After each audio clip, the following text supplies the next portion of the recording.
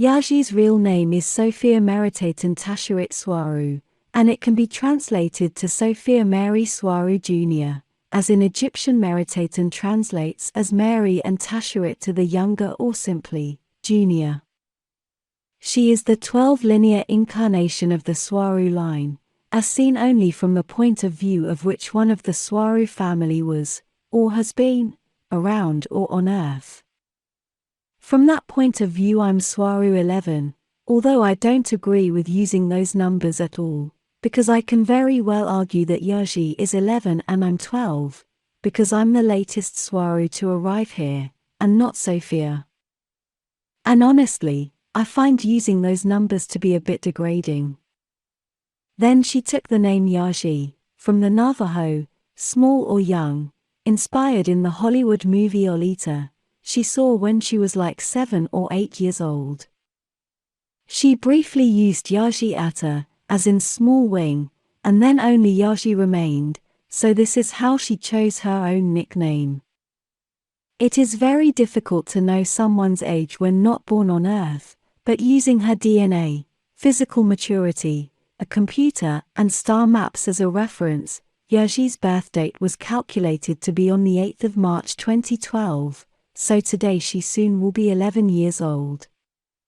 She arrived here when she was 7 years old, and as she didn't have her correct age calculation back then, since her arrival she has been saying that she was 10 years old, and she kept saying that for the past 4 years, feeding the misconception that she is not growing, but she is, and in a normal and healthy way. Sophia was born in a starship, at speed, while traveling in hyperspace, so she was born outside all social and collective unconscious agreements. Even during her gestation her mother and grandmother were very careful not to be on any planet at all, or as least as possible, to minimize the collective unconscious to influence the unborn child. The collective unconscious includes the group of perception agreements a social unit, or culture has, including how they perceive and form their collective existential density, the one they will perceive and live in all together.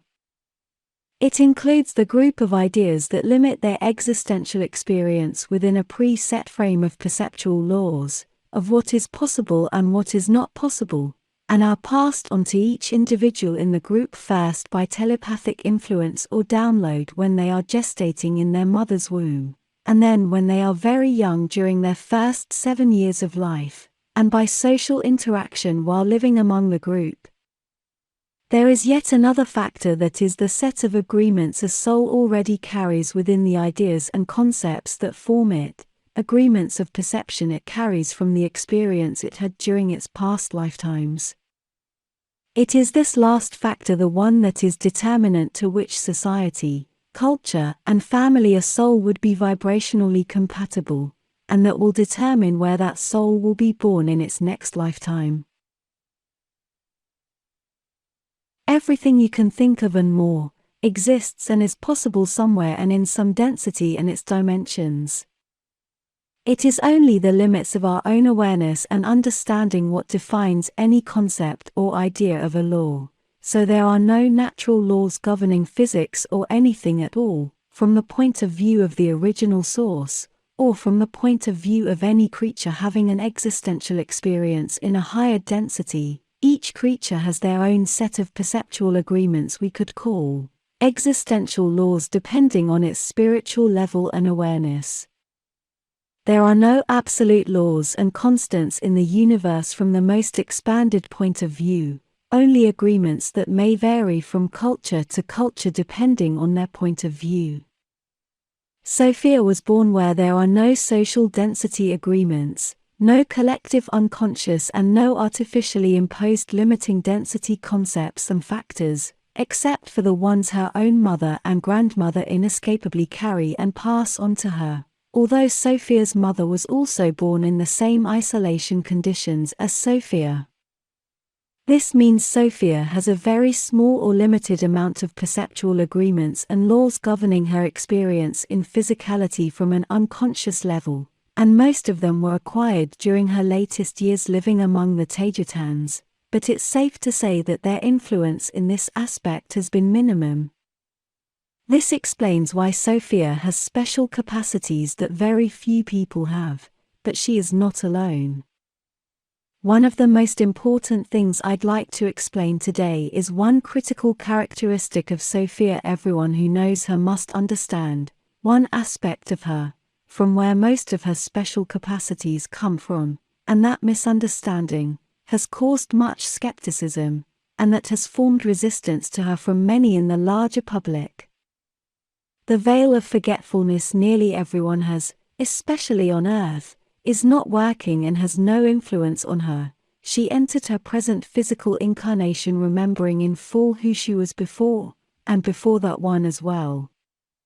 She has full memory of at least 12 of her past incarnations, perhaps even more, although based on my personal experience, the further back a past incarnation is, the shadier it gets, like remembering what you did last week. Then the next one back feels like remembering what you did last year, then what you did 5 years ago, and so on, ending up in something that feels more and more like remembering a dream.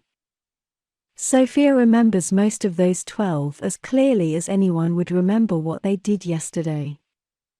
The implications of this are quite heavy and have not yet been explored in full, but it means that Sophia as a young child has access to ideas, data, and memory that would not only be comparable to the mental development of any adult, but exceed it by far, as well as all what she learned in her past lives is accessible to her for her daily life, and logically will form how she perceives the world around her.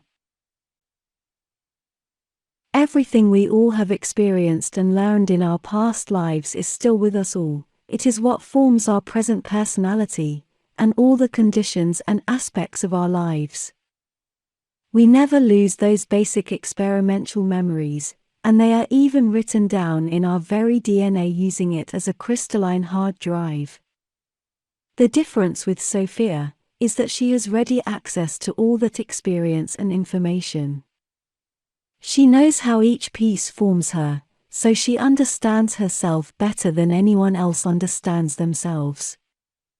For example, she has full control over much of her physiology. She can control her blood pressure and body temperature at will, although she still has some problems controlling blood glucose with her mind only. Her metabolism is somewhere in the vicinity of 10 times faster than a normal Taygetan. That means that she is eating most of the time, and between meals. So she is considered to be some kind of a cookie monster.